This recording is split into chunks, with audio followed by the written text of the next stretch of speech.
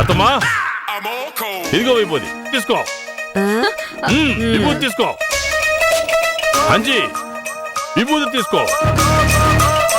జాను విభూది తీసుకో. నువ్వు కూడా తీసుకో. హరోం హర హర హర మహాదేవ. ఏమండి అందరి చేతుల్లో బూడిద పెడుతున్నారేంటండి? అది బూడిద కాదు, విభూది, మంత్రించిన విభూది.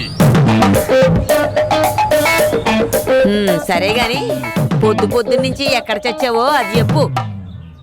నిన్న రాత్రి నాకు ఒక ఓల్డ్ ప్యాకెట్ ఫ్రెండ్ ఫోన్ చేశాడు.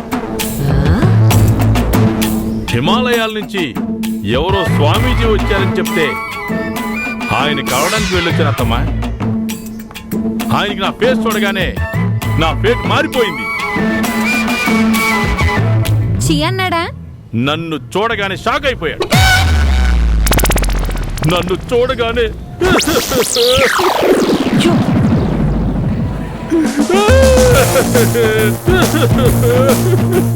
అని కుక్క పెట్టి ఏడ్చేశాడు. ఆయనెవరో ఏడవడం ఏంటి అల్లుడు? నిన్ను చేసుకున్నందుకు నా కూతురు కదా ఏడవాలి. ఏడుస్తూనే ఉంది కదండి. ఆపుతారా మీరు అన్ని కామెంటరీ?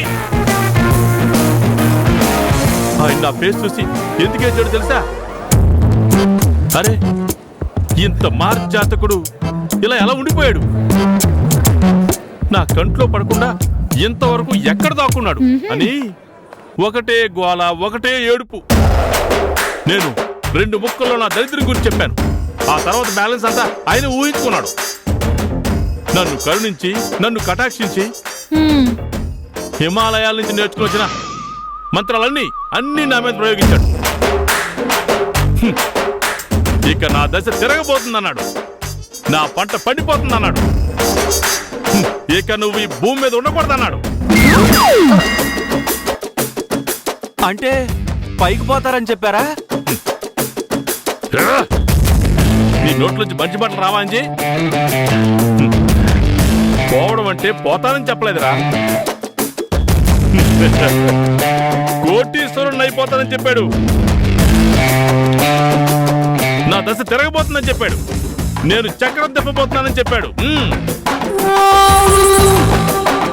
నా వంక సైడ్ గా చూసి ఒకే ఒక్క కోరిక కోరుకోమన్నాడు. తీరుస్తానని చెప్పాడు. వెంటనే అడిగేశారా తమ్మా? ఇంటికి ఏం కోరుకున్నావు అల్లుడు? మీ గురించే కోరుకున్నా తమ్మా. కాశీలో ఏదైనా ఇష్టమైంది వదిలేస్తే మంచిది అంటారు కదా, అలాగే మా అత్తయ్య అంటే నాకు చాలా ఇష్టం అని చెప్పాను. ఆయన తదాస్తు అన్నాడు. అత్తమ్మా వెళ్దామా కాశీకి? బామ్మ, అన్నయ్య గురించి, నా గురించి, పిల్లల గురించి కదా తల్లిదండ్రుల ఆశలన్నీ. మా నాన్న మా గురించి కోరుకునుంటాడు. ఏం కోరుకున్నా నాన్న?